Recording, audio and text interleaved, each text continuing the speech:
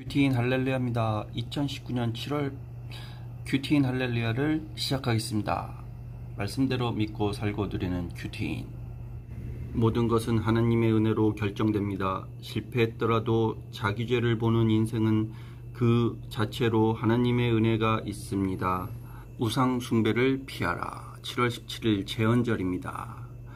고린도전서 10장 14절에서 22절 말씀.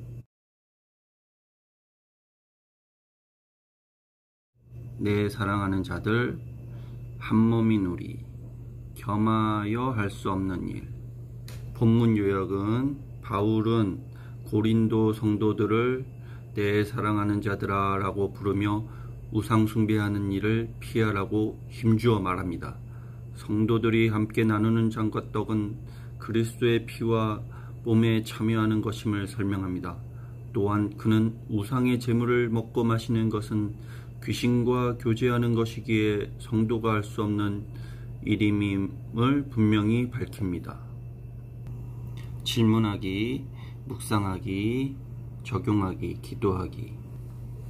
상황에 맞게 큐티해 주시기 바랍니다.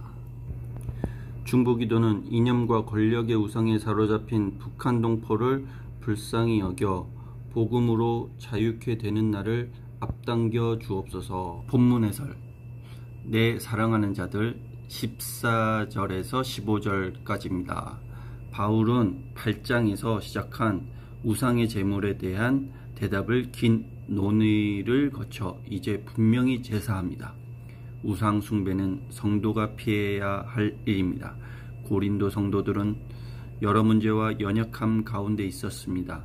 하지만 그들도 바울 자신처럼 하나님의 사랑을 받은 자들이며 그리스도의 몸이기에 바울은 그들을 내 사랑하는 자들이라 부르며 설득합니다. 이처럼 구원을 목적으로 한 진정한 사랑이 있을 때 상대방이 지켜야 할 진리를 정확히 전할 수 있습니다. 내가 피해야 할 일을 지적해주는 말을 한다고 멀리한다면 그 사랑을 받을 수 없습니다. 듣기 싫은 이야기라도 나를 사랑하는 주님이 주시는 말씀임을 알고 설득될 때 그 사랑 안에서 믿음이 자라납니다. 한몸인 우리 16절에서 18절 말씀입니다.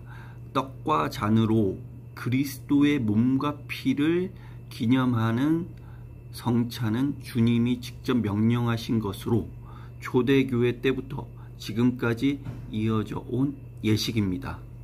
오늘날 우리는 떡과 잔을 마시며 그리스도의 몸과 피에 참여함을 기억하고 다짐합니다. 특히 바울은 각 성도가 그리스도의 몸과 피에 참여할 뿐만 아니라 모든 성도가 한 몸임을 강조합니다. 교회 공동체가 함께 드리는 모든 예배에서 내가 그리스도와 연합한 일은 물론 내 옆에 있는 지체와 더불어 그리스도의 몸으로 하나가 된 일도 기억하고 다짐해야 합니다. 그리스도 안에서 한 몸이 된 우리가 있기에 나는 비록 연약하지만 오늘도 거룩함의 길을 갈 수 있습니다. 겸하여 할 수 없는 일 19절에서 22절. 그리스도의 피와 몸을 나누어 받은 성도가 우상 숭배를 피해야 하는 것은 성도는 귀신의 소유가 아니라 하나님의 소유이기 때문입니다.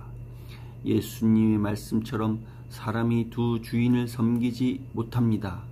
하나님은 자신을 질투하는 하나님으로 나타내시며 다른 신을 섬기는 것을 엄격히 금하십니다. 시대마다 모습은 달라도 바알이나 제우스처럼 사람들이 신으로 섬기는 우상이 존재해 왔습니다. 탐심이 곧 우상 숭배이기에 무엇이든 탐욕의 대상이 되는 것은 곧 우상입니다. 그래서 그리스도께서 속한 성도는 날마다 말씀을 보고 자기 안의 욕심을 찾아내어 회개해야 합니다.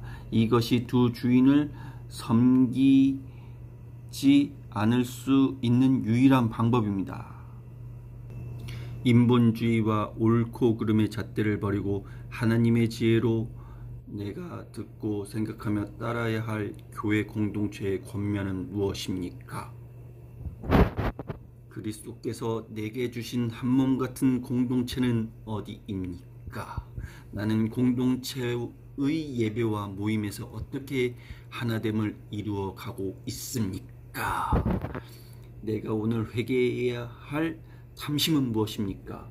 그것이 내가 그리스도인으로서 겸하여 섬길 수 없는 우상임을 인정합니까? 자, 기도하겠습니다. 저를 가장 사랑하시는 주님이 믿음의 공동체를 통해 주신 권면을 지혜롭게 받아들이고 순종할 수 있게 도와주옵소서. 예수님의 피와 몸으로 한 몸이 되게 하신 공동체 안에서 하나 되는 은혜를 더욱 풍성히 누리게 하옵소서. 오늘 말씀을 통해 제 안에 교묘히 숨어있는 탐심을 깨달아 회개할 수 있는 은혜를 내려 주옵소서.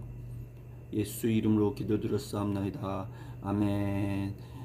할렐루야. 큐티인이었습니다. 감사합니다.